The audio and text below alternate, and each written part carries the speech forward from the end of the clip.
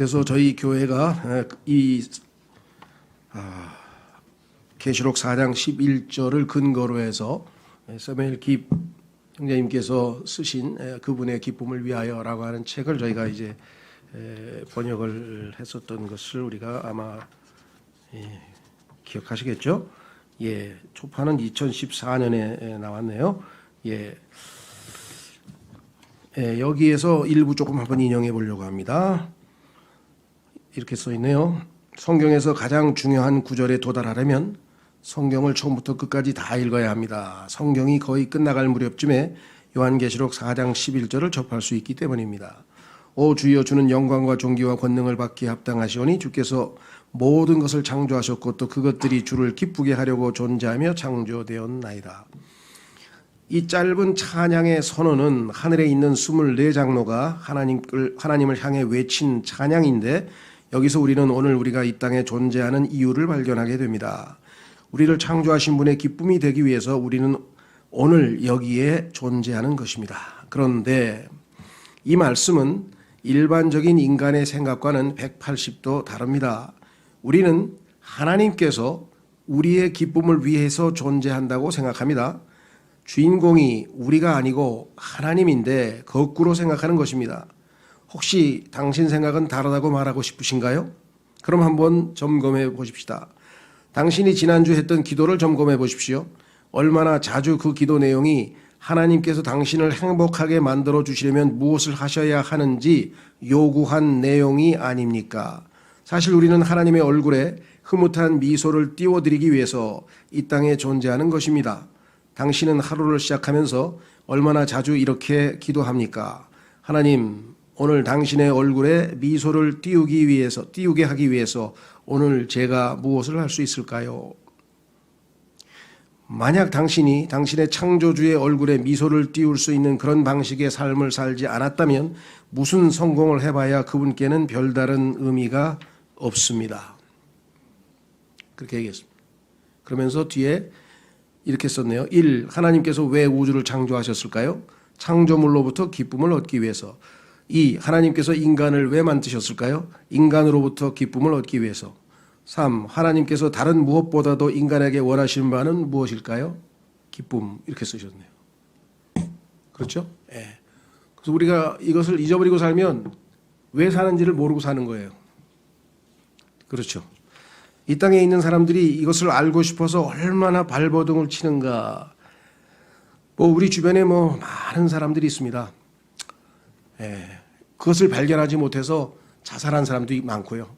왜 사는지를 모르겠는데 하루하루는 살고 있고 너무나 모순되니까 그냥 삶을 끝낸, 그렇죠? 사람들도 우리 주변에 상당히 많습니다.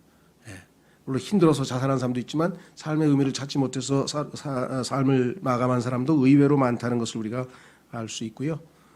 이병철 삼성 창업자 같은 경우에는 그것을 답변을 얻으려고 질문지를 24개나 써놓고도 살면서 너무 삶이 바빠서 그 질문에 대한 답을 얻지 못한 채 죽고 나서 남겨진 24개의 질문만 남겨놓고 답도 얻지 못한 채 떠나버렸죠. 그래서 어떤 일간지에서 친필로 손으로 꼬박꼬박 쓴 24개의 질문을 이렇게 신문에다 이렇게 했습니다.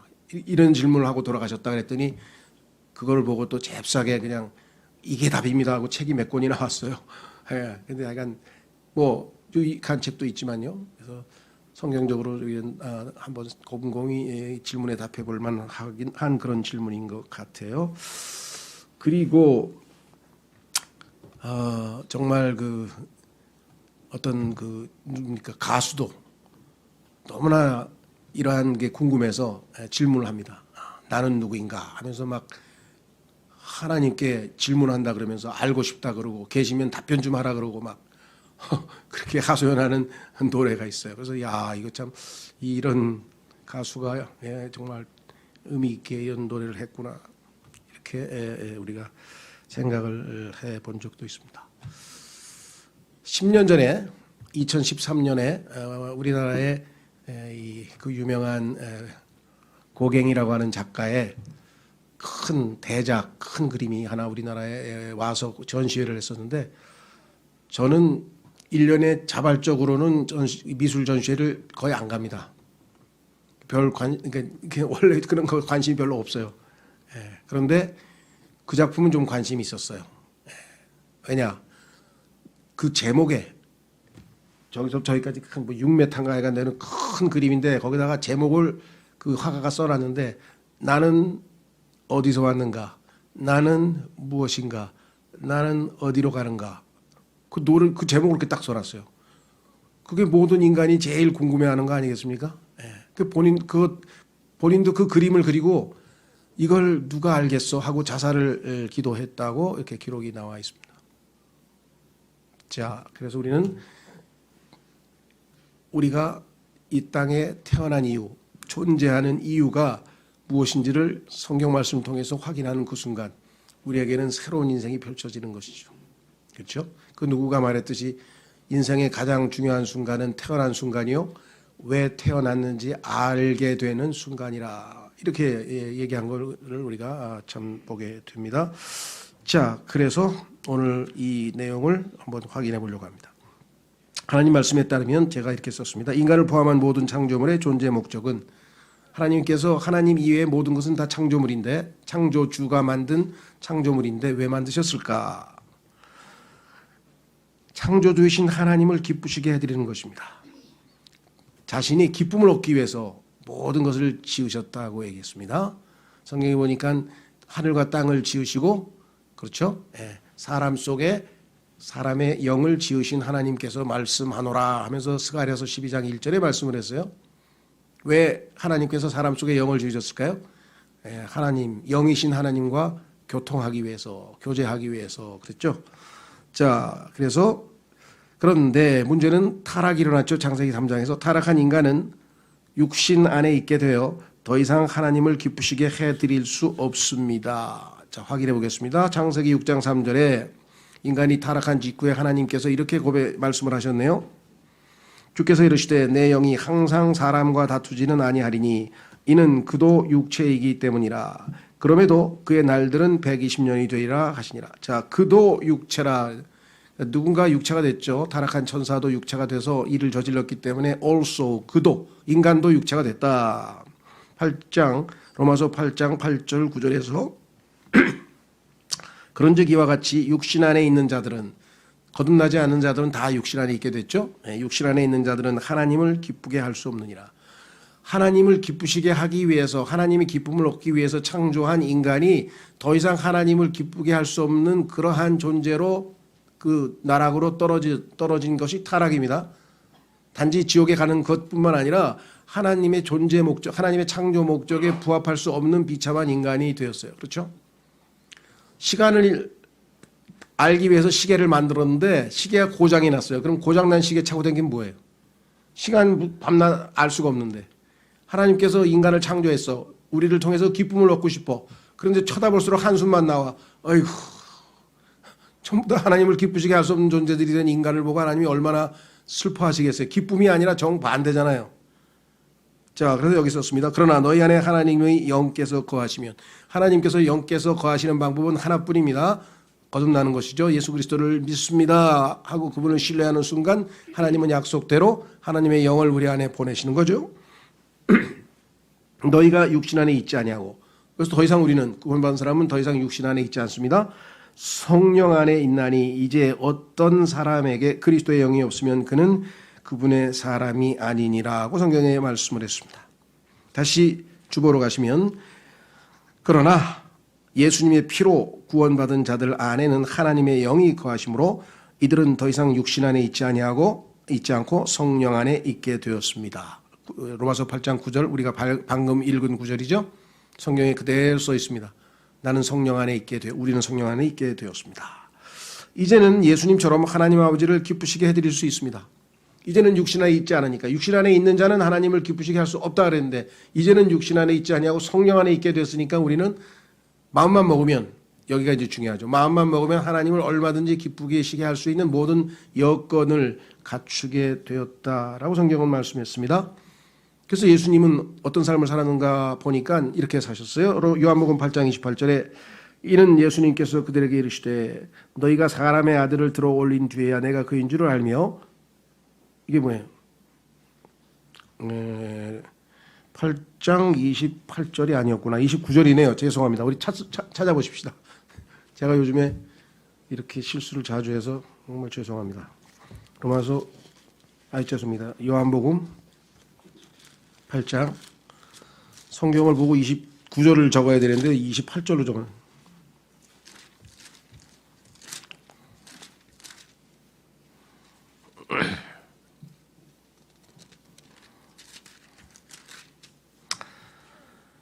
예. 요한복음 8장 29절.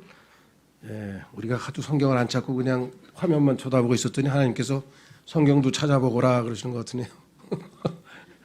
자, 29절. 나를 보내신 분께서 나와 함께 계시는도다. 내가 항상 아버지를 기쁘게 하는 그것들을 행함으로 그분께서 나를 혼자 버려두지 아니하셨느니라 하니라. 하나님께서 예수님하고 같이만 있으면 항상 기쁘니까, 항상 기쁨을 얻으니까 예수님과 항상 함께 하고 싶으셨다라고 성경의 말씀을 하고 있는데, 우리도 이제 예수님처럼 그렇게 할 수 있는 가능성이 우리에게 있는 것이죠. 왜? 예수님께서 우리 안에 들어와 계시기 때문에 그렇습니다.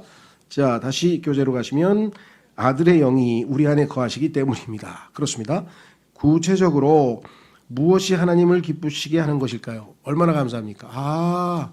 하나님께서 이러한 것을 기뻐하시는구나. 그러면 내가 이러한 일을 할 때 하나님이 기쁨을 얻으시겠구나. 그러나 이것을 기계적으로 7가지를 쭉 놓고 무슨 우리가 율법에 순종하듯이 하는 건 아닙니다. 하나님의 마음을 읽을 수 있는 계시죠. 이것을 기뻐하시는구나. 하나님, 내 육신은 이렇게 할 수 없는 것을 고백드립니다. 오직 예수 그리스도를 통하여 그리스도께서 이 땅에서 아버지를 기쁘게 하신 것처럼 저도 하나님 아버지를 기쁘게 해드릴 수 있기를 원합니다. 이렇게 해야 되겠죠. 그래서 말씀을 통해 확인하고 적극적으로 실천하여 주의 기쁨을 위해 살아갑시다. 이것이 우리가 살아가는 목적이기 때문입니다. 그렇습니다. 자, 그래서 우리는 히브리서 11장 6절로 갑니다.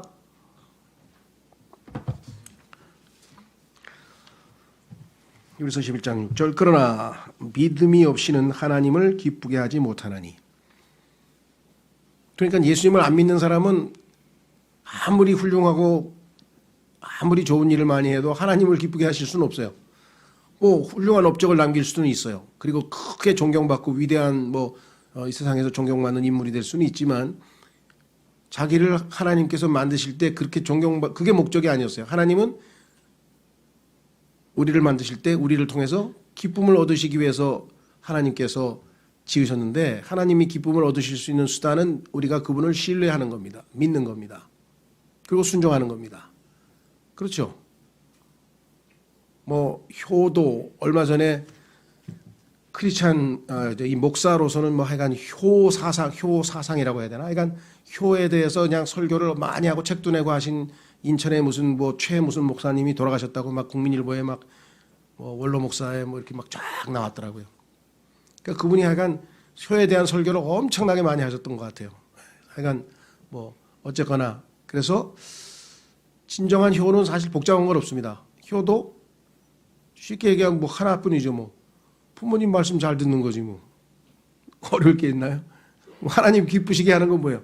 하나님 말씀을 잘 듣는 거죠. 하나님을 믿는 거죠. 하나님 말씀을 믿고 그 말씀에 순종하는 거죠. 예, 이렇게 아주 간단하고 아주 간단합니다. 그렇죠? 어렵지 않습니다. 자, 그래서 우리는 다시 봅니다. 11장 6절 히브리서. 그러나 믿음이 없이는 하나님을 기쁘게 하시 못하나니 그분께 가는 자는 하나님 앞에 나아갑니다. 왕좌 앞에, 이제 은혜의 왕좌 앞에 나아갑니다. 기도하면서 나아갑니다. 어떻게? 반드시 그분께서 계시는 것과, 두 번째, 또 그분께서 부지런히 자신을 찾는 자들에게 보상해 주시는 분이심을 믿어야 하느니라. 여기서 한 가지 이제 우리가 실수하고 있는 게 있죠. 그게 뭐냐면 여기에 부지런이라는 단어가 킹제임스 성경을 제외한 나머지 성서들에서는 다 빠져 있어요. 이런 게 의외로 많아요. 데살로니가전서 2장 13절에도 믿는 자에게는 하나님의 말씀이 effectually, 효과적으로 역사한다 그랬는데 그 효과적이란 말도 빼버리고 부사 하나를 빼면 아주 의미가 크게 손상당하죠. 그렇죠? 하나님께서는 하나님을 찾는 자들에게 보상해 주신다 그랬는데 하나님을 난 많이 나름대로 찾았는데 왜 보상을 안 해주시죠? 그랬더니 킹제임 성경을 믿는 사람이 부지런히 찾으라 그랬는데 느슨하게 찾았잖아. 심심하면 찾았잖아. 그러면 안 돼. 간절히 찾아야지. 부지런히 찾아야지. 아, 그런 게 성경에 있어 있어요? 내 성경에는 없는데. 그러니까 내가 올바른 성경 보라 그랬잖아. 예를 들면 그렇죠? 네. 자, 그래서 보상을 하나님께서 어떤 보상을 해주실까? 보상, 국가에서 하는 그 주는 그 얼마 안 되는 보상을 위해서도 나가가지고 막 올림픽에서 열심히 뛰고 막 이러는데 하나님 주시는 보상이 있다는 것을 우리가 생각할 때, 부지런히 그분을 찾는다. 요거는 이제 추구한다는 얘기겠죠. 자, 다시 돌아옵니다. 첫 번째는 하나님 말씀을 믿음으로 살아가는 겁니다. 뭐 어렵지 않습니다. 자, 한 구절 또 성경 찾아보겠습니다. 데살로니가전서 금방 얘기했던 2장 13절. 이 말씀은 잊지 말고 있었으면 좋겠어요. 왜냐? 어떤 분들은 그래요. 저는요 교회도 오래 다니고 뭐 말씀도 많이 읽고 그러는데 글쎄 뭐 하나님의 말씀이 저에게 뭔 큰 영향을 못 끼치는 것 같아요. 근데 어떤 사람은 힘들고 괴롭고 너무너무 인생이 정말 슬프고 막 이랬는데 하나님 말씀을 다 펼쳐서 한 구절을 읽었는데 그냥 말끔하게 마음이 깨끗해지고 그냥 순결해지면서 그냥 마음이 편해지고 모든 문제가 다 순식간에 해결됐다. 이런 사람들이 또 많아요. 그렇죠? 왜 그랬을까요? 네. 자, 여기 답이 있네요. 13절. 데살로니가전서 2장 13절. 이런 까닭에 우리가 또한 하나님께 끊임없이 감사를 드리면 너희가 우리에게서 들은 하나님의 말씀을 받을 때 그것을 사람들의 말로 받지 아니하고 하나님의 말씀으로 받았기 때문이니. 그렇습니다. 바울이 하나님의 말씀을 선포했을 때 바울이라고 하는 한 인간의 말로 듣는 것이 아니라 하나님의 말씀으로 받아들였다. 자, 진실로 그러하도다. 그 말씀이, 자, 너희가 들은 그 하나님의 말씀이, 그 말씀이 또한 믿는 너희 안에서 효력 있게 일하느니라. 자, 여기서 이제 중요합니다. 이게 무슨 소리냐? 믿는 너희 안에서 이렇게 얘기를 하니까 여러분 생각에는 어때요? 나 예수님 믿어요. 믿어요가 아니지. 믿었지. 언제? 30년 전에. 그리고 구원 받았지. 근데 그 다음에도 계속 믿고 있나요? 물론이죠. 내가 얘기하는 거는 계속. 중간중간에 안 믿었잖아요. 그렇죠? 그러니까 어느 한순간에 하나님의 말씀을 딱 들었을 때 그 말씀을 그 듣는 순간에 믿음으로 받아들인 사람에게는 그 말씀은 effectually work, 효과가 나타나요. 그렇죠? 저도 약간 운전하다가 특히 야간 운전하면 제가 눈이 좀 그래서 그런지 제가 계속 지끈지끈 아파요. 막 머리가 아파요. 옆에서 여기 손절하면 안 되는데 약간 펜잘 하나 딱 꺼내가지고 물 딱 먹으면 30분 있다가 그냥 말끔하게 효과 만점이에요. 상비약을 가지고 다녀요. 전화 오는 거 아닌가? 선전해줬다고. 하여간 무슨 얘기를 하려고 하냐. 하나님의 말씀을 그 순간 믿는 순간에 역사하는 거고 예수님을 믿는다는 얘기는 우리가 처음 믿을 때 이거는 saving faith라 그래요. 구원을 가져다 주는 믿음은 우리가 가지고 있지만 그 이후에 매번 하나님의 말씀을 들을 때마다 내가 다 믿었는가. 그렇죠? 만약에 그 순간에 믿는다면 그 말씀은 나의 삶에 영향을 끼치고 효과가 나타난다는 그 말씀입니다. 그렇죠? 그래서 뭐예요? 로마서 1장에서 from faith to faith. 믿음에서 믿음으로. 하나님의 의가 믿음에서 믿음에 계시되어 있다. 그러니까 믿음이 구원 얻는 믿음으로부터 시작해가지고 매일매일의 생활을 위한 믿음. 그래서 뭐예요? 의인은 믿음으로 살리라. 죄인은 믿음으로 구원을 받으리라. 그리고 의인이 된 사람은 의인은 믿음으로 살리라. 그 얘기죠. 자, 그래서 이제 첫 번째 가장 중요한 것 믿음. 하나님이 기뻐하신다.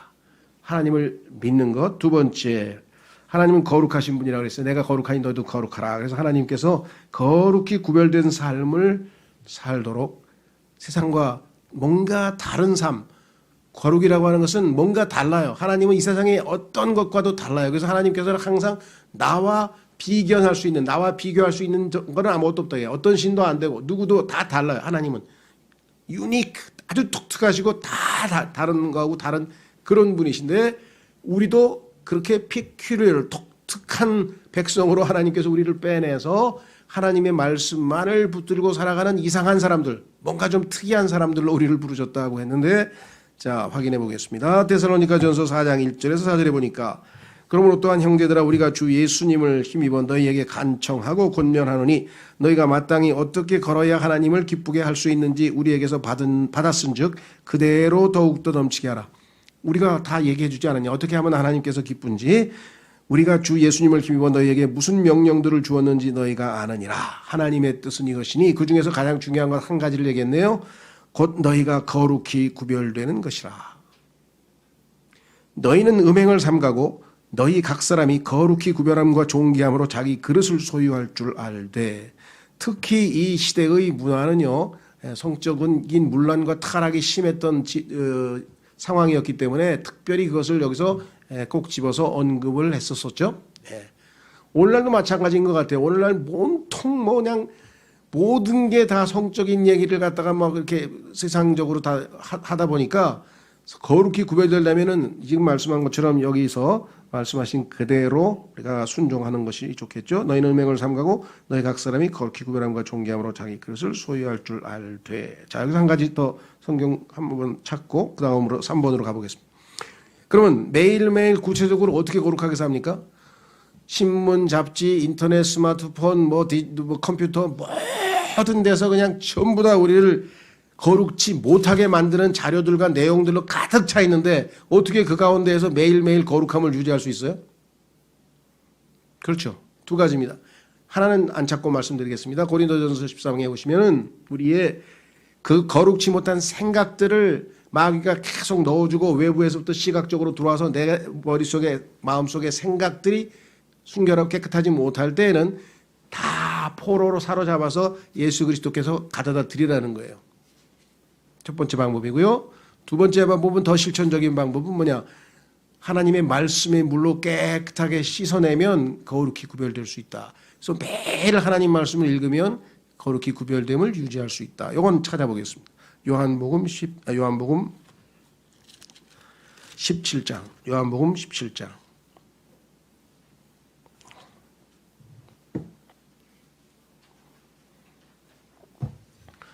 요한복음 17장 16절. 요한복음 17장 16절. 받들어 읽겠습니다. 내가 세상에 속하지 아니한 것 같이 그들도 세상에 속하지 아니하나이다.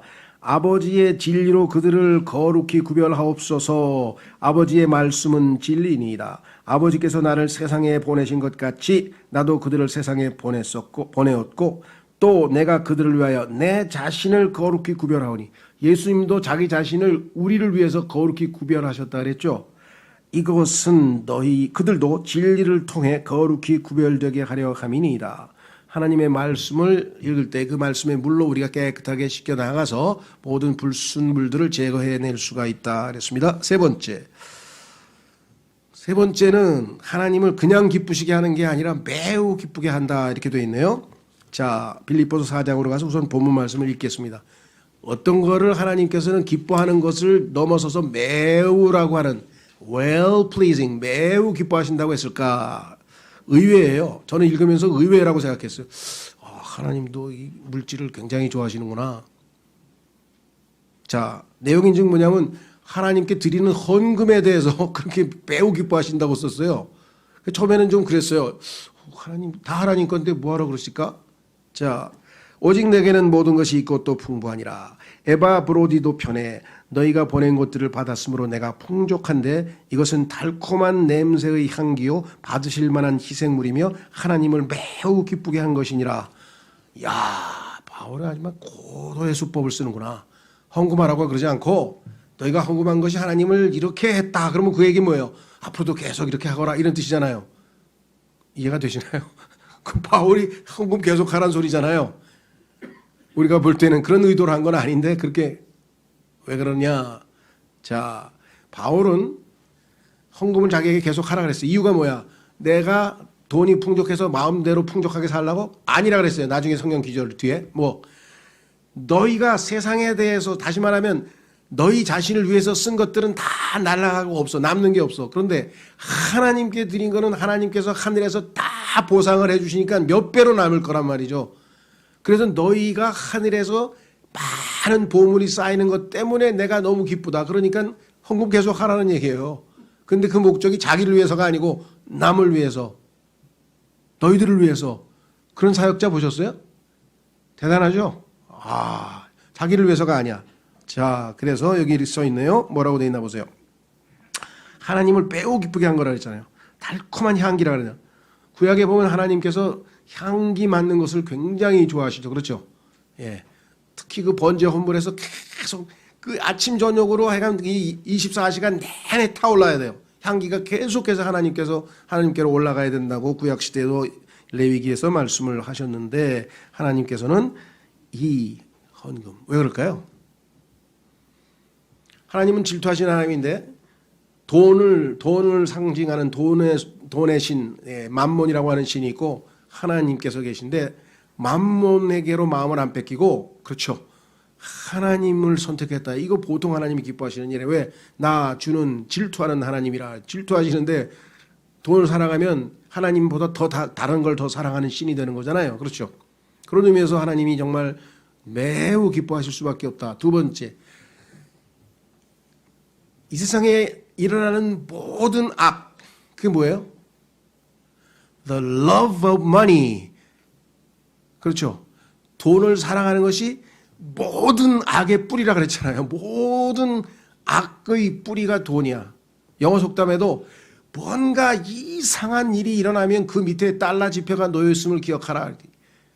납득이 안 가는 일이 벌어졌다면 전부 돈이에요. 그래서 돈을 모든 악의 뿌리라고 하나님께서 말씀하세요. 돈을 사랑하는 것이, 돈이 아니고 돈을 사랑하는 것이. 그렇죠? 예.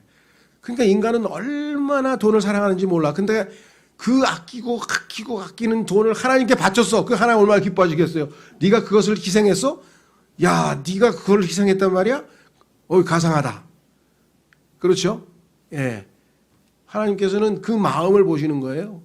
얼마만큼 인간이 돈에 집착하는지 웬만해서는 이 돈은 다른 사람을 위해서 안 써. 자기를 위해서 쓰는 거야. 움켜쥐고 있는 거야. 그렇죠?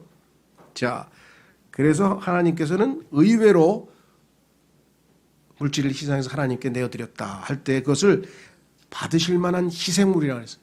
구약의 향기로운 냄새라 그랬어요.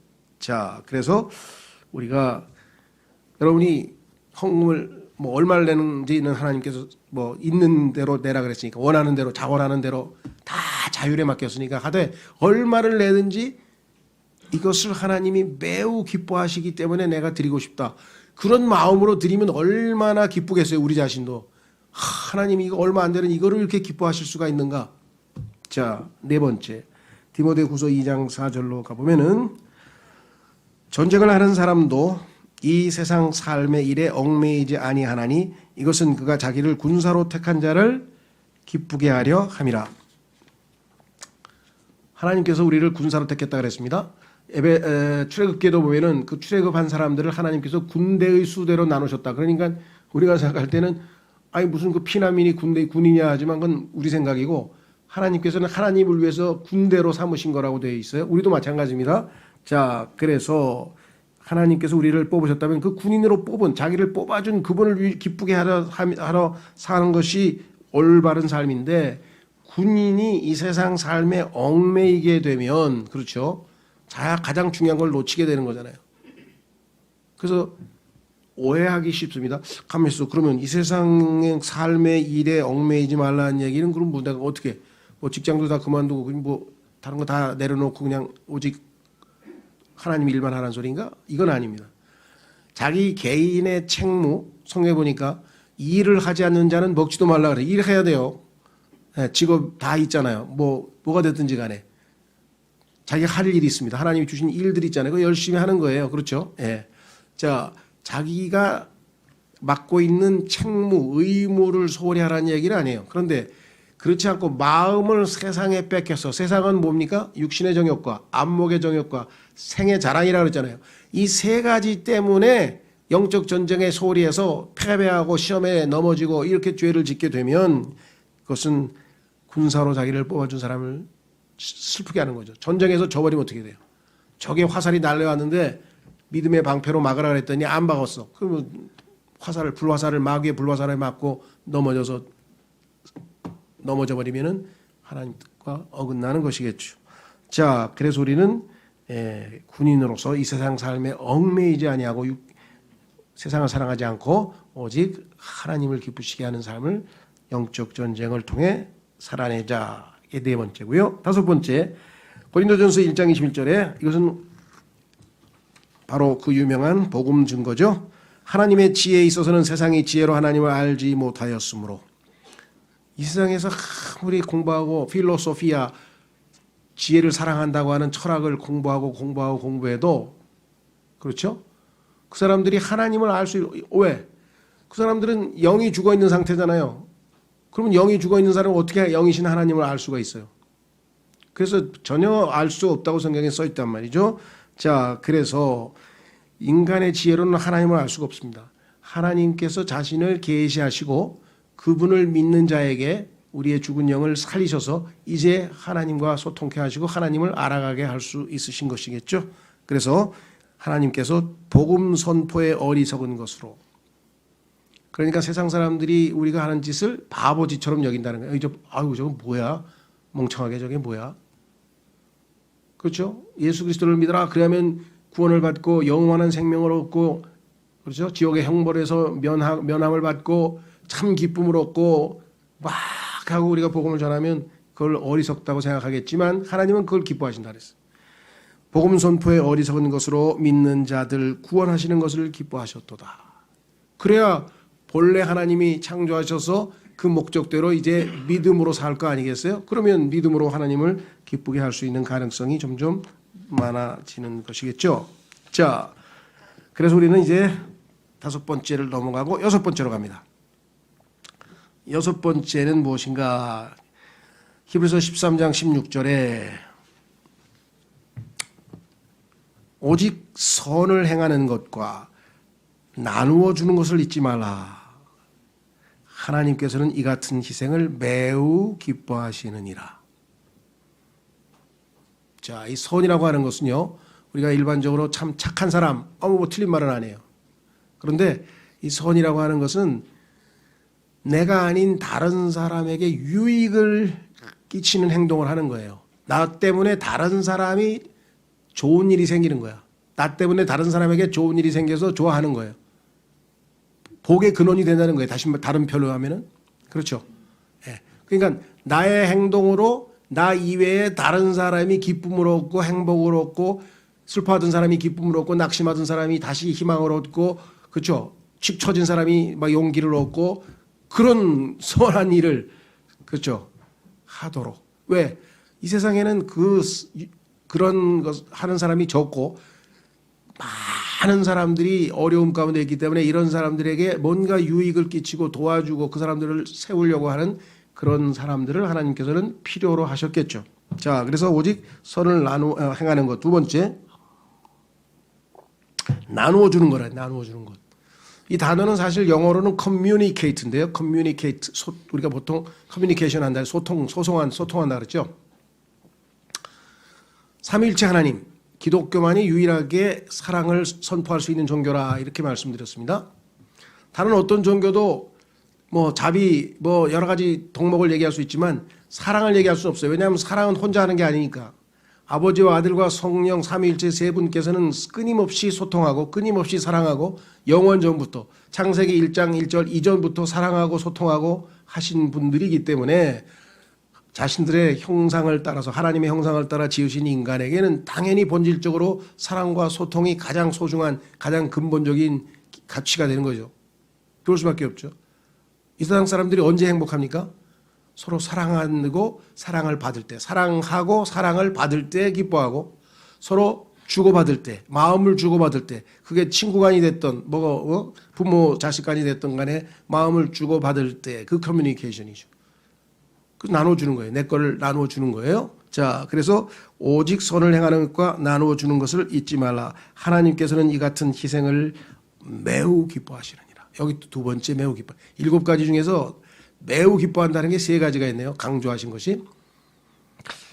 선을 행하는 것과 나눠주는 것. 자, 하나님께서 예수님이 이런 말씀을 하셨다고 성경에 써 있죠. 사도행전 20장 35절인가요? 바울이 갑자기 이야기를 하다가 에베소 교회 장로들을 권면하다가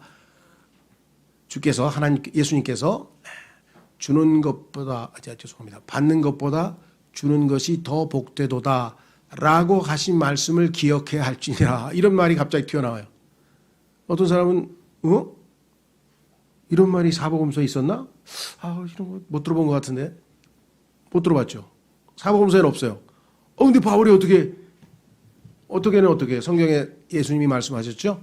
요한복음 16장에 성령께서 오시면 너희로 하여금 뭐예요? 하나님의 말씀은 뭐예요? 기억나게 해주신다 그랬잖아요. 그러니까 예수님께서 하신 말씀이 얼마나 많았겠어요. 수없이 많은 말씀들을 하셨는데 그 중에서 이 말씀이 성령께서 떠오르게 하셔서 그 말씀이 요 하나님의 말씀을 기록하는 사도행전 20장 35절에 가장 적절한 말씀임을 보여주셨겠죠. 그래서 거기다가 떡하니 기록을 해놨습니다. 이 세상 사람들이 불행한 거는요, 끊임없이 받으려고 그러는 거예요. 인풋. 우리가 안으로 하나님의 사랑을 받았으면 그것을 바깥으로 내보내야 되겠죠. 유통시켜야 될 거 아니에요. 창고에다가 잔뜩 쌓아놓으면 뭐예요? 빨리 다 내보내야 될 거 아니에요. 다시 새게 들어와요. 그래 또 새고 들어오고 나가고 들어오고 나가고 들어오고 나가고. 그래서 하나님께서 정말 기뻐하시는 것은 주는 것이다. 그렇죠? 매우 기뻐하신다 그랬는데 대부분의 사람들은 뭐예요? 대부분의 사람들은 받는 걸 좋아해요. 주는 건 아까워해요. 예수님은 주는 걸 기뻐하셔. 요거는 거듭나서 새로운 성품을 받기 전에는 죽었다 깨도 안 되는 거야. 물론 거듭나지 않은 사람들 중에서도 정말 희생적이고 뭔가 많이 주는 사람들이 있는 것처럼 보여요. 왜냐면 우리는 겉만 보이니까. 근데 하나님께서 보시면 그건 아닌 것 같아요. 순수한 동기가 아니고 하나님께서는 그건 받으실 수가 없어요. 믿음이 없이는 하나님을 기쁘시게 하지 못한다. 자, 그 다음에 마지막으로 골로새서 3장 20절. 이것도 역시 하나님께서 매우 기뻐하신다고 했는데 그것은 무엇인가? 자녀들아. 여기서 이 children이라고 하는 게 개념이 어디까지냐? 글쎄요. 아마 우리가 유대인들의 관습으로 볼 때는 13세의 유대인들이 성인식을 합니다. 그러니까 아마 만 12세 정도까지면 우리는 children이라고 할 수 있겠죠. 그래서 그때는 어떻게 되느냐? 모든 일에서 예외 없어. 모든 일에서 너희 부모에게 순종하라. 이것은 주를 매우 기쁘게 하느니라. 그럼 13세 넘으면 어떻게 해야 돼요? 그러니까 모든 일은 아니고 하나님의 말씀에 맞는 말씀을 부모님이 하시면 수긍하고 하나님 말씀에 어긋나는 이야기를 하면 성경을 펴서 보여드리고 하나님 말씀에 이렇게 돼 있어서 할 수가 없습니다. 제가 얼마든지 자기 의견을 제시할 수 있겠죠. 자, 그래서 우리는 하나님께서 세우신 이 영적 권위 가운데 부모를 통해서 우리의 생명을 주신 거잖아요. 그렇죠?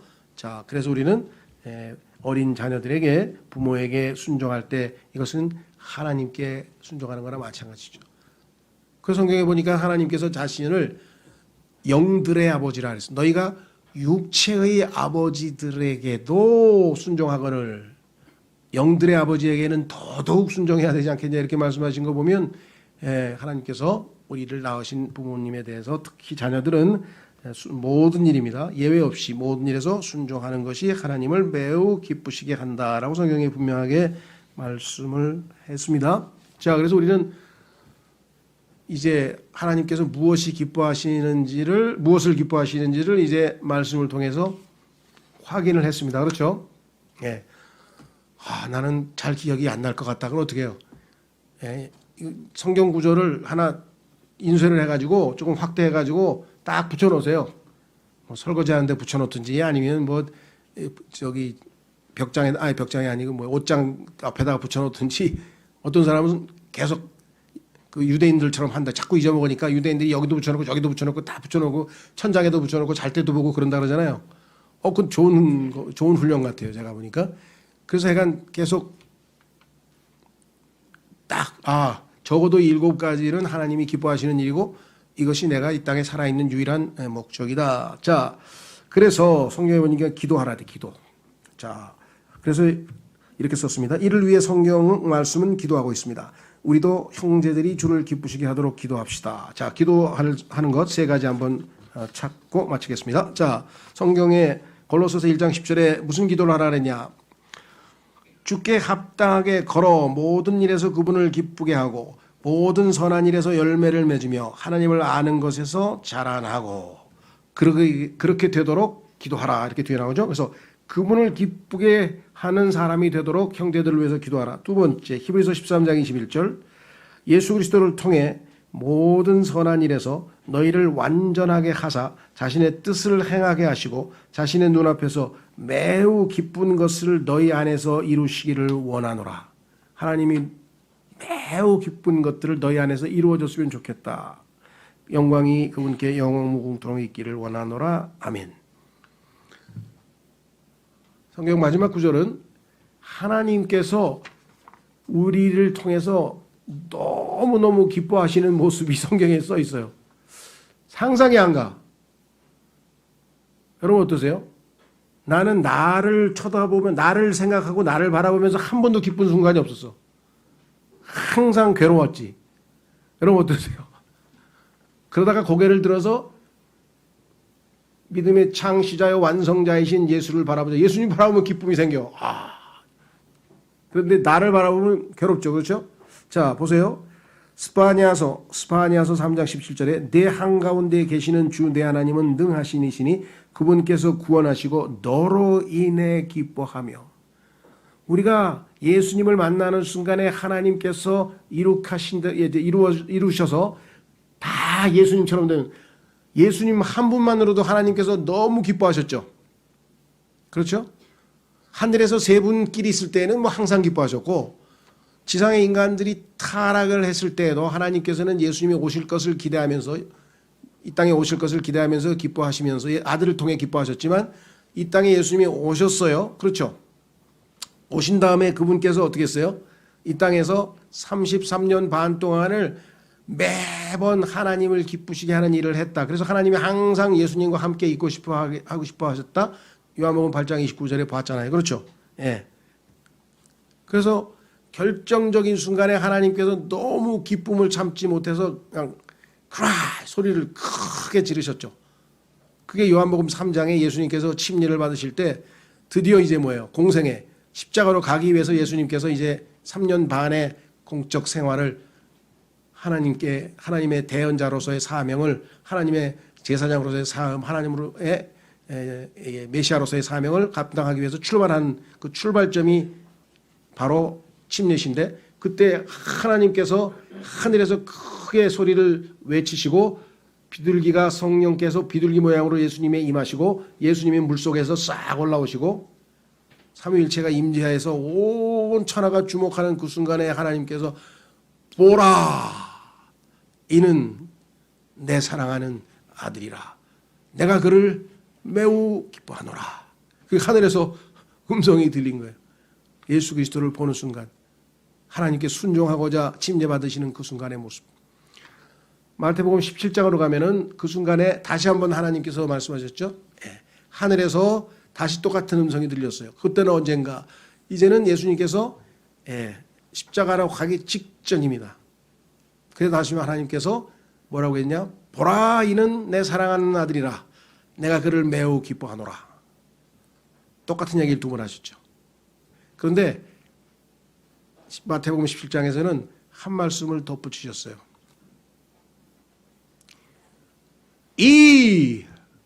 hear him, 너희는 그의 말을 들으라.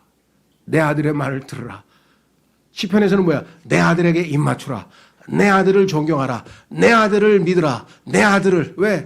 내 아들이 나를 믿고 자신을 희생해서 십자가에서 죽기까지 나를 사랑했으니 너희는 내 아들을 잘 대해주는 것이 나에게 효도하는 것이다. 하나님 말씀이 그거예요. 얼마나 아끼시던 자신의 아들을 갖다가 하나님께서 더 큰 기쁨을 얻기 위해서, 우리로부터 더 큰 기쁨을 얻기 위해서 보내셨는가를 생각해 본다면, 예수님 뭐예요? 그 아버지의 기쁘심을 위해서 기꺼이 희생하신 거예요. 아버지가 더 큰 기쁨을 얻도록 하시기 위해서 기꺼이 희생하신 거 맞죠? 그렇죠? 예. 그래서 여기 나왔죠. 너로 인해 기뻐하며 즐거워하시고 친히 사랑하시는 가운데 안식하시며 너로 인해 노래를 부르고 기뻐하시. 노래를 부른다. 아, 이거 제 자랑하는 것 같아. 자랑은 아닌데요. 제가 유치원, 제가 그때 원효로에 살았는데 용산 유치원에 다녔어요. 용산 이름도 기적해. 근데 그때 서울시 유치원 어린이 세발 자전거 대회가 열렸어. 경복궁에서 열렸어요. 상품이 뭐냐? 그때 하여간 무슨 캐러멜이에요. 시원인가요? 거기 나가가지고 이제 제가 1등을 했어요. 그래가지고 그냥 그 근엄하신 우리 할아버지께서 춤을 추셨다니까. 사람들이 깜짝 놀랐어요. 예? 저 근엄하시고 말 한마디도 안 하시고 그냥 묵직하시던 분이 손자가 그 1등 했다고 거기서 펄쩍펄쩍 춤을 추셨네. 온 우주를 주관하시는 거룩하시고 의로우신 하나님께서 우리 때문에 기뻐하고 노래까지 부른다는 노래까지 얼마나 기쁘시면 노래까지 마이크까지 노래까지 하시겠어요. 어마어마한 특권이에요. 우리가 하나님을 기쁘시게 할 수 있다. 그분의 입술에 미소를 띄우게 할 수 있다. 그렇죠? 자, 그래서 그 사무엘 김 목사님의 책에서 결론을 말씀드리고 마칩니다. 뭐라고 했나 보세요. 결론이 이렇게 내렸네요. 거듭난 자는 자신의 얼굴에 미소를 띄우게 하려고 하나님께 간구하는 대신 자기가 웃으려고 하나님께 간구하는 대신 주님 당신의 얼굴에 미소를 띠게 하려면 제가 무엇을 할 수 있을까요? 라는 질문을 날마다 하나님께 드리면서 삶을 시작해야 합니다. 아침에 일어나서 이 기도를 드리라 이거예요. 오늘 하루 제가 무엇을 해야 하나님께서 미소를 띄우면서 흐뭇해 하시겠습니까? 그게 우리의 복된 삶의 첫 출발이라는 거예요. 이분은 괜히 한 얘기가 아니고 매일 그렇게 실천하시는 분이거든요. 그렇죠? 예. 그래서 항상 내가 왜 존재하는가? 나는 왜 이 땅에서 하루하루 살아가는가? 왜 밥을 먹는가? 왜 일을 하는가? 이 모든 것은 하나님을 기쁘시게 하기 위해서인데 구체적으로 하나님은 7가지에서 기쁨을 얻으신다고 성경에 알려주셨잖아요. 실천은 이제 여러분과 저의 몫입니다. 그렇죠? 시간 우리가 지혜롭게 주님의 말씀에 순종해서 하나님을 기쁘시게 하는 삶을 살도록 주님 도와주십시오. 다 같이 기도하겠습니다.